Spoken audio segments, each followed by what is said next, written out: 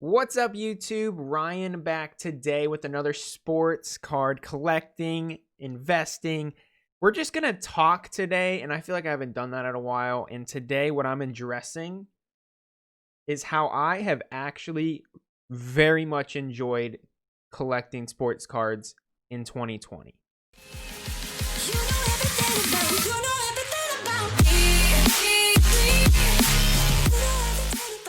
Earlier in the year, you guys, I released a video about how much sports card collecting sucks in 2020. And at that point in time, I truly believed that. I wasn't having any fun with the hobby. Prices went up.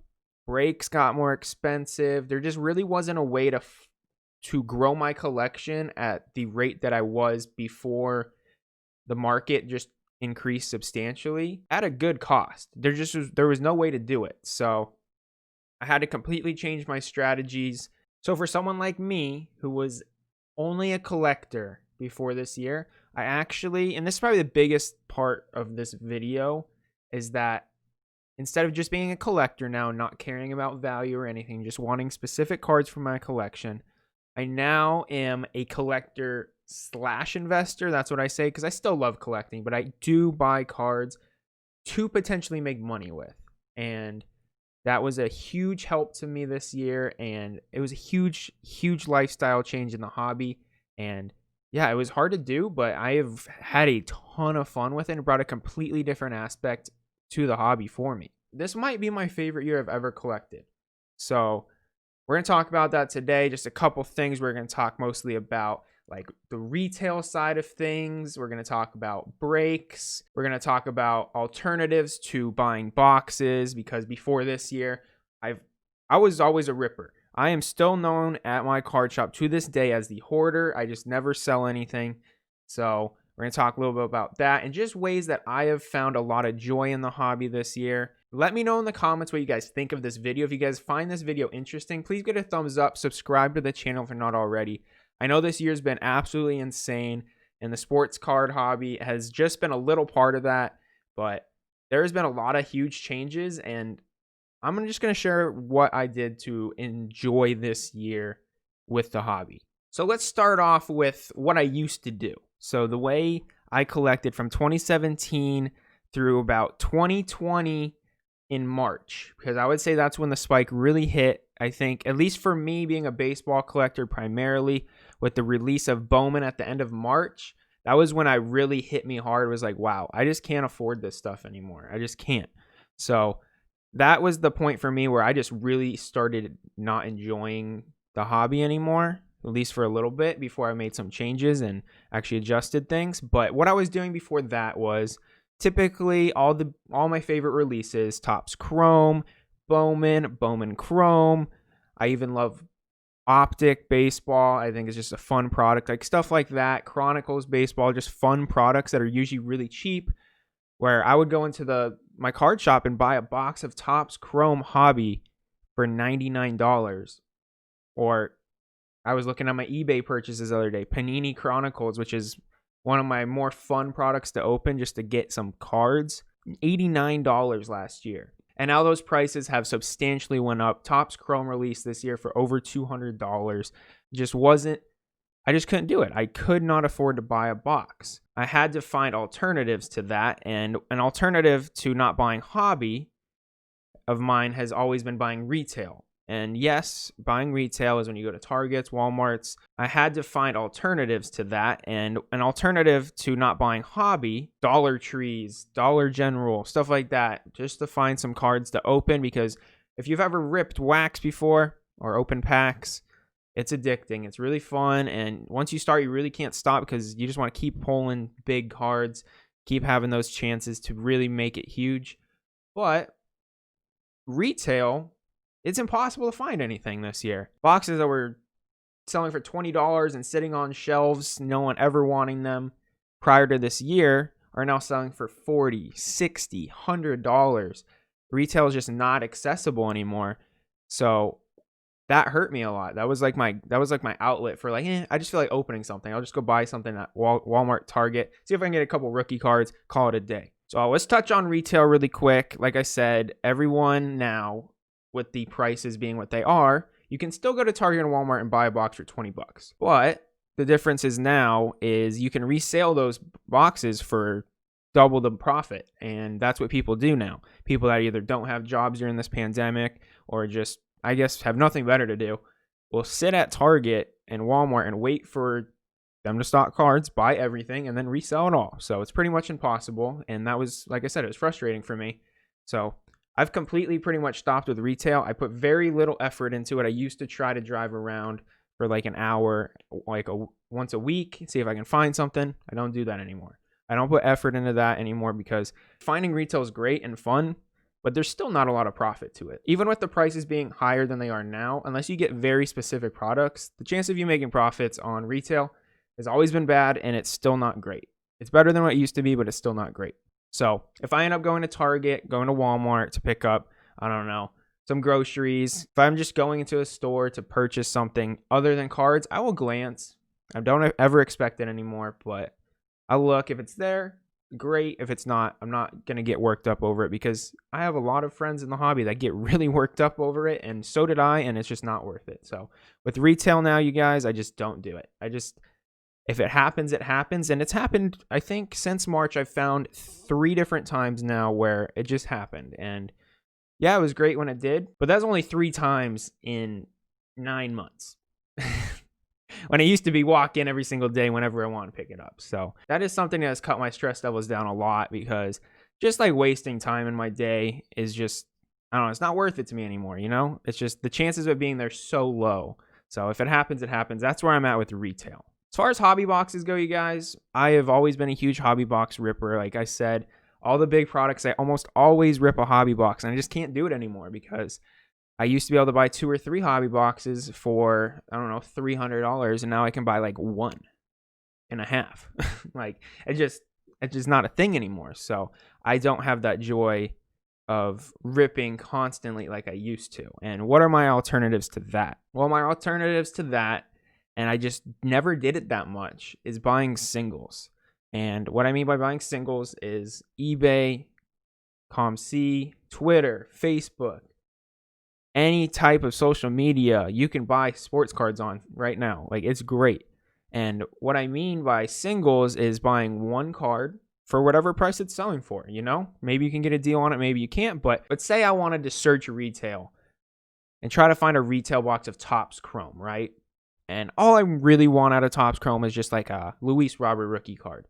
Well, instead of going and wasting my time doing that and not finding anything, and even if I do, if I open it and it's not there and be disappointed, I'm now just going on eBay, typing in Luis Robert base Topps Chrome rookie, and I'm buying it for like 15 bucks. Cheaper than the box, and I get the card I want, you know? An example, and this is from my last mail day video, Anthony Rendon PSA 10, right?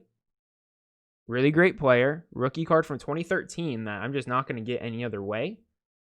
50 bucks. Not even. I bought it for $45. So like way less than a hobby box, way less than what you would get in retail value for something that is really nice and could potentially be worth a lot of money. Like same thing, Alex Bregman, 2017 Topps Chrome, one of my favorite products ever. $50 for his refractor, PSA 10. Buying singles has absolutely saved me this year, you guys. And this is probably the biggest thing I'm going to talk about in this video is how just important I think it is to really budget yourself and not overspend, because I thought this hobby was expensive when it was cheap. When I was buying boxes for $100, when I was opening 10 boxes a year, 15 boxes a year, spending $1,000, $1,500 on opening like just hobby boxes and half of them not getting anything. Now I just buy singles and buy the card I specifically want. Earlier in this year, I bought this card for $30, PSA 10 Eloy, and now it's like $100. Like I've made way more money off of it than I could have ever wanted. And I just find a lot of really good reasons to buy singles. My collection, as far as an investor and a collector, has just completely grown. I have an entire box now of graded cards of players I like. I have an entire box of cards of players that I collect. When I was opening hobby boxes, even at the cheaper price, I wasn't always satisfied. And now opening hobby boxes at the premium price, it just pretty much sets yourself up for failure. Can you pull something huge? Yes. Do I still love opening? Yes. But I do it way less. And I've found a lot of joy in it because at the end of the day, I'm spending less money. I'm getting the card I want and I'm growing the collection that I want and can be happy doing it. Like you guys see my mail day videos. Opening up a mail day and having every card that you want in it instead of opening up a hobby box and being, yeah, you can be happy with it, but a lot of times, or at least half the time, you're probably going to be disappointed with the hobby box you get. It's 100% satisfaction with your mail days. Like when I do my mail day videos, I'm almost thrilled 100% of the time. It's just different. So buying singles, I think, is where it's at right now. I think that's the way to collect right now in 2020, end of 2020, going into 2021. I have my purchase history from 2019 on eBay compared to 2020 is not even close. 2020, I have like 10 pages of a buy history. It's nuts. So I really do think singles is the way to go. And now we're going to talk about grading. So another thing I found joy with this year, you guys, and at a cheaper cost is grading cards. Yes, it can be more expensive, but for example, I submitted this order in March. I spent $150 to grade all those cards, and they all came back 10s. Like, I have the Luis Robert and the Juan Soto right here, PSA 10s. I actually bought this card for $7.50 and got it graded, and now it's like a $150 card. So, buying raw cards and grading has been something I enjoy. It's cheaper, and again, it helps me get my collection where I want it to be.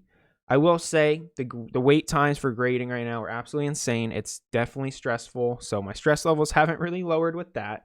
But while I get cards back and they're graded, it's a lot of fun. I do enjoy grading cards. I'm going to keep doing it. I'm going to do it more in 2021.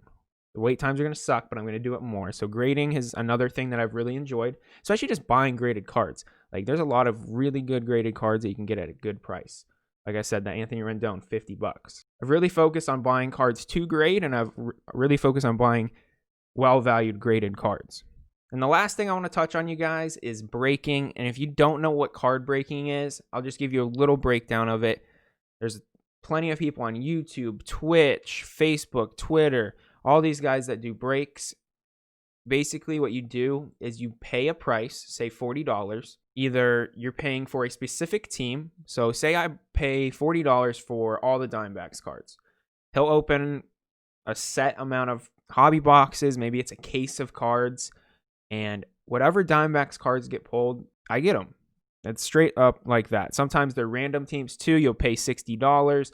You'll get thrown in a pot. They'll randomize the teams. They'll randomize the names. Whichever one you land on, you get those cards. Well, in 2017, 2018, 2019, I was able to break with some fun products that I enjoyed, all my favorite products, for like $30 to $50 at like the max. Like $50 was like, wow, I'm spending a lot on a break right now. Now, if I want to buy into a break, $50 is the bare minimum. That's like if I'm buying my Diamondbacks in a product that's usually suck. Like if you want to buy a top team right now, like no matter the sport, say you want to buy the Chargers right now because you want Justin Herbert. You want to buy the Pelicans because of Zion. You want to buy the White Sox because of Luis Robert. You're going to pay hundreds of dollars for the chance to get something nice. Yeah, you could.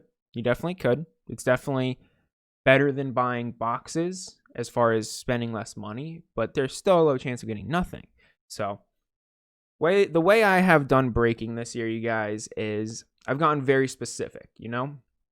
So I used to do a lot of random teams, and I'd say with random teams, maybe half of the time you get a team that you're like, yeah, I'm happy with, you know? But what I've really done, and there's two things that I've really done with breaking this year, is I'm specific. I usually try to find PYTs because I'm collecting certain players, like Zach Gallen, for instance, with Topps Chrome. I did like 15 Topps Chrome breaks to get my Zach Gallen collection because they were cheap. The Diamondbacks were like $30 a break for an entire case break of Topps Chrome. I found that good value because I collect Zach Gallen. Same thing goes with any player, you know? If you want the White Sox, you want the Reds, you want the Blue Jays, I don't know. I've been really trying to focus on specific teams because if you're going to spend a lot for a random team, there's a chance you're not going to get that team that you want, and you can end up getting just a stinker, and the break's pretty much over before it starts. Another thing I've done, which is really fun, and I've had a lot of luck with, this is an example of a card I pulled doing this style.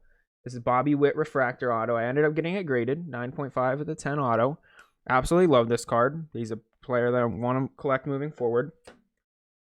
Single box breaks. And it's kind of hard to find breakers that do it because it does take a little more effort on their end, more shipping, stuff like that.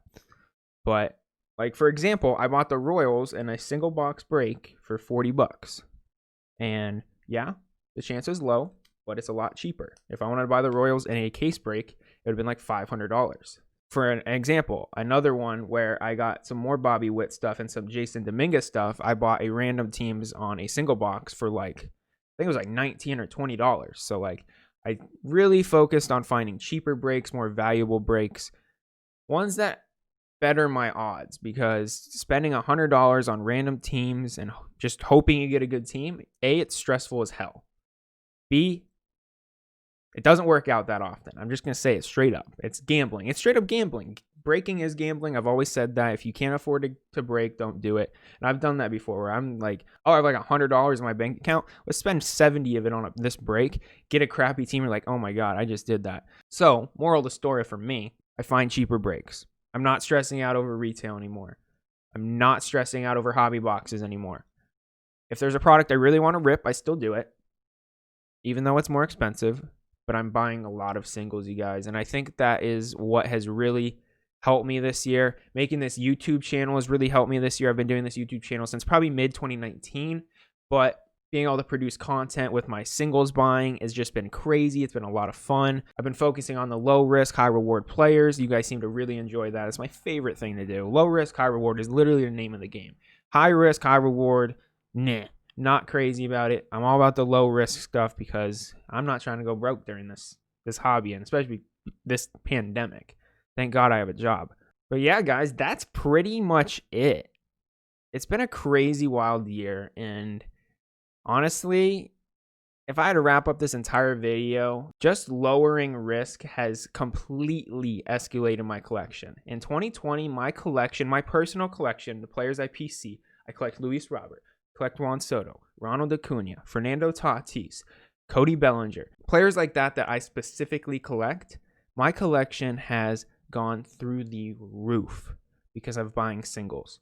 And if I was buying hobby boxes, it just wouldn't have happened because A, can't get rookie cards for those guys except for like Luis Robert because it's 2020. B, even if I do open up a hobby box of their rookie year, still a chance I don't get anything from them. And C, well, I don't really have a C. It's just buying cards you want is effective because I'm happy I'm buying those cards and I'm getting the card that I want. But yeah, you guys, just lowering risks. I could keep preaching buying singles and stuff, but lowering risk has really helped me out this year. And that's really what it comes down to. Because for me, I'm not a rich person. I'm not. Graduated college in 2018. Right now I'm working 60 hours a week. It's nuts. And I'm just trying to make my bills and do this on the side, you know? Like, I'm not a rich person. I'm on a budget. But there is still a way to enjoy card collecting with the high markets. There's still good values out there. And that's what this YouTube channel is pretty much for, is I'm trying to help you guys find those low values. Pretty much everything I'm preaching, I'm buying as well. Yeah, guys, that is it for today's video. Let me know what you guys think. I just really wanted to make another video where I just talk for a little bit because I feel like I haven't done it in a while. I want to connect with you guys a little bit. I just want to know your guys' opinion on this year. I think it's been nuts, wild. The hobby is crazy right now. I'm probably going to make another video based on where I think the market's going to go. I will say I don't think anything's very worrisome with the market right now, but I might make a video on that. But yeah, guys, let me know what you guys think in the comments. If you guys like this video, please give a thumbs up, subscribe to the channel. Let me know if you guys can relate. If you guys hated where the hobby is at right now, and if you found a way to enjoy it like me. Changing everything is what I had to do. I didn't want to do it, but ended up working out. All right, guys. Thank you guys for watching. You guys have a great rest of your day. I appreciate you guys a lot. See ya.